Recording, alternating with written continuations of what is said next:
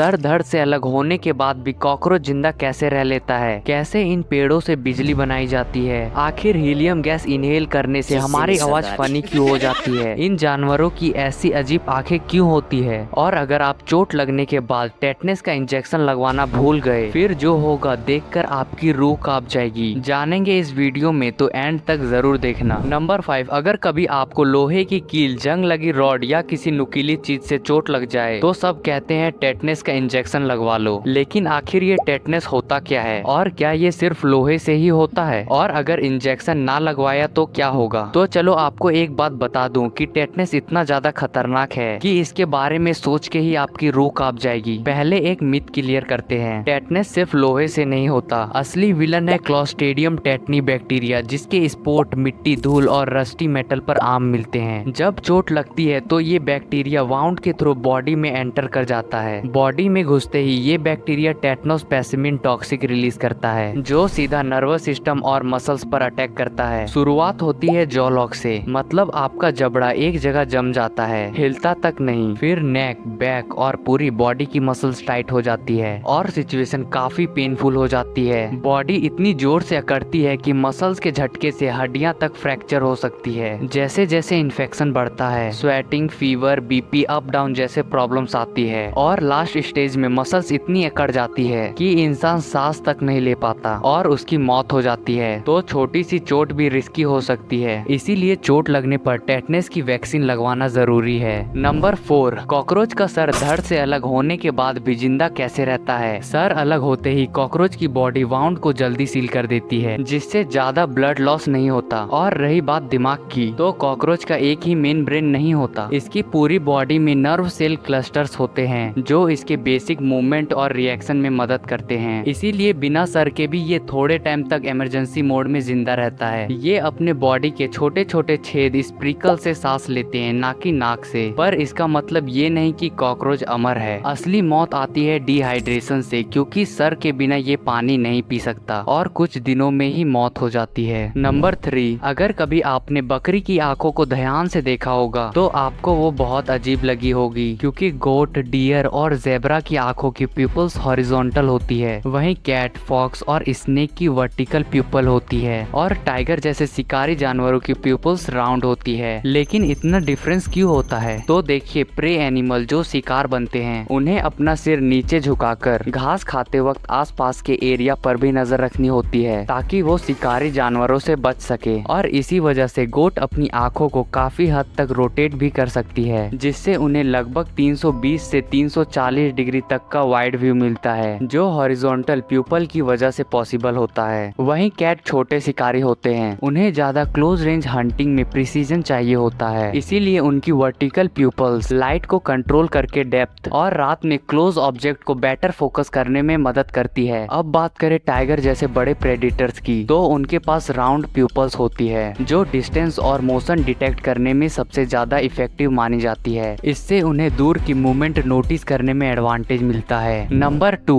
आखिर helium gas inhale करने से हमारी आवाज फनी क्यों हो जाती है? चलिए जानते हैं। आवाज हमारी वॉइस बॉक्स लैरिंग से बनती है, जिसमें वोकल कॉर्ड्स होते हैं जो बात करते वक्त वाइब्रेट करते हैं। जितनी फास्ट वाइब्रेशन आवाज उतनी हाई पिच में होगी, और जितनी स्लो वाइब्रेट करेगी आवाज उतनी डीप होगी। फीमेल्स के वोकल कॉर्ड छोटे, पतले और ज्यादा लाइट होते हैं, इसीलिए उनकी वॉइस नेचुरली हायर पिच में होती है। अब आते हैं हीलियम पे। हीलियम हवा से लगभग 7 गुना हल्की होती है। इसमें साउंड बहुत ज्यादा स्पीड से ट्रेवल करती है, मतलब कि एयर के कंपैरिजन में काफी फास्ट है। अब इसका मतलब ये नहीं कि वोकल कॉर्ड फास्टर वाइब्रेट करने लगते हैं, बल्कि साउंड वेव हीलियम में ज्यादा फास्ट रेजोनेट करती है, और इसी रेजोनेंस शिफ्ट की वजह से आवाज पतली और फनी लगती है। नंबर 1, विदेशों में अब सिर्फ पेड़ ऑक्सीजन नहीं, साथ में बिजली भी बना रहे हैं, जिससे मोबाइल फोन तक चार्ज हो जाते हैं। पर कैसे? इस ट्री जनरेटर को बनाते वक्त एक प्लास्टिक की पाइप पे कॉपर की कॉइल्स लगाई जाती है। फिर फैराडे के इलेक्ट्रोमैग्नेटिक इंडक्शन के रूल के हिसाब से जब इन कॉपर कॉइल्स के पास मैग्नेट वाली रॉड मूव करती है तो बिजली जनरेट होती है। इस रॉड को फास्ट मूव कराने के लिए गियर सिस्टम लगाया जाता है और ऊपर से इसको ट्री की ब्रांचेस से रूप से कनेक्ट कर दिया जाता है। अब जब पेड़ हवा से हिलता डुलता है तो ऊपर वाली मूवमेंट से मैग्नेट वाली रॉड चलती रहती है और नीचे का जनरेटर लगातार इलेक्ट्रिसिटी प्रोड्यूस करता रहता है। ये सिस्टम सिंपल भी है, बैटरी या फ्यूल नहीं मांगता और इन्वायरमेंट के लिए भी बिल्कुल सेफ है। अब ये वीडियो यहीं पर एंड होती है। वीडियो पसंद आई तो लाइक करें और चैनल को सब्सक्राइब करें।